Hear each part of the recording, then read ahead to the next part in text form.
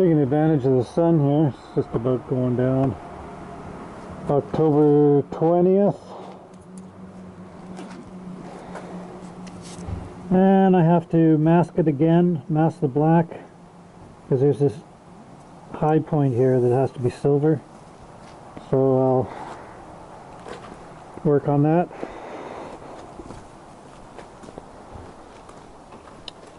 Let's check it out here.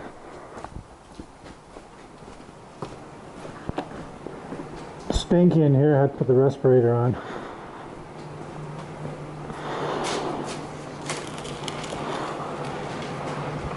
Because I put a couple more coats on. Let's have a look. I color sanded and went through a couple places into the base. And there's a few runs. Let's spec some runs up here. And I think one on the right fender. A little one there. And I went through here. Actually, if you look really close, you can see it. Over here too. You can see that one. It's lighter. But as I say, it's not a show truck.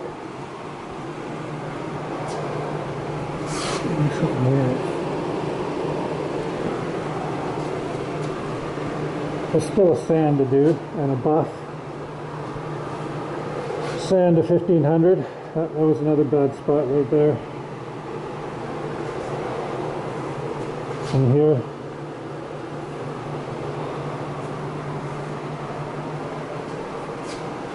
Sand to 2000.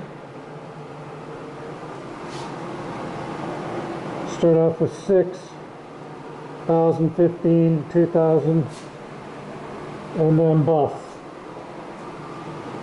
But I'm not going to worry about that now. She's good. Oh, and I got something going on here.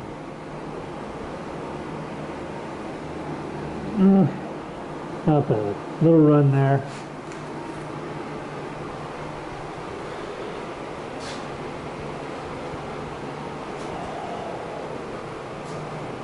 Lots of coats down here in the rockers. In this corner here. And I coated this really good with clear. Both sides. Rimmed some up here. Both sides. That'll be pretty good. You know, the doors didn't fit the best. Still investigating the weather stripping, why it's holding the doors out so much. Because they're a pretty good fit. This one's a little bit lower.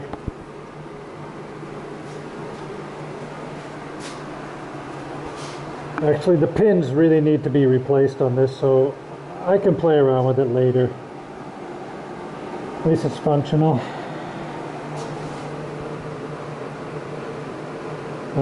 It's almost completely dry now. Okay, so that's when I reconditioned all the parts. I put 2 coats of clear on there, three in areas. Now it's got 2 more, so it's got like 4 coats minimum. So there's enough mills there to sand and buff. That should last for, you know, the amount I'm going to be driving it. Hopefully it'll last for 20 years. Garage kept. If I'm still around in 20 years, it'll do me as long as I don't wreck it. Yeah, not too bad. We'll run up there and there, as I say. It's not the end of the world because you can sand it out and buff. Okay, so now I can put all my badging on. badging. I'm just going to use the studs in those, and I'm going to bond it to the fender with adhesive or silicone. Silicone works good, and then I can put my trim on. Again, this is fastener-less trim. I'm just going to glue it on. I know it's not the right way to do it, but there's quite a bit of body filler in here, and to have the studs sticking out, and it wouldn't have worked so well. So I elected to do that. And I only brought my clear into about here somewhere. You can see the transition there, but then hey, this trim is a really wide one, so it's all going to be covered. You'll never see it. You're looking down here, you know, in between the gap. Nah, no worries. Get my side molding all the way down, which is in line with the light. I can install a light now, establish my height, my parallel line. I can even do that and put my gravel guard down there, which I want to retain the black like how it was.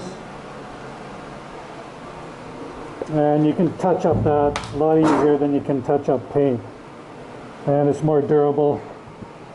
You know, when it starts looking a little grotty, well, get a spray bomb, mask it off, and put some more coats on there.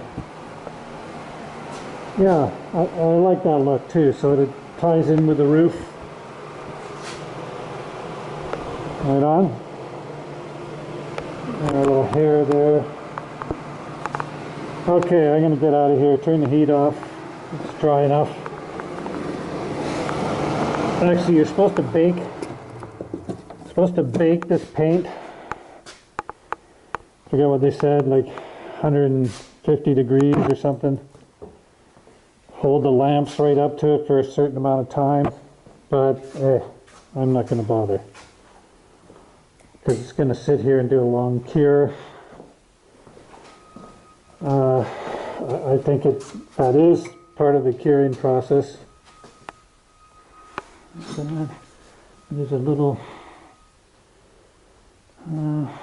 pretty straight little low spot right there. Right there was a blemish.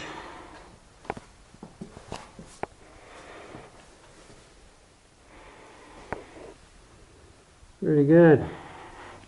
Good enough for my needs, for sure. Perfect. Now I can put my door panels on that I'm working on right now.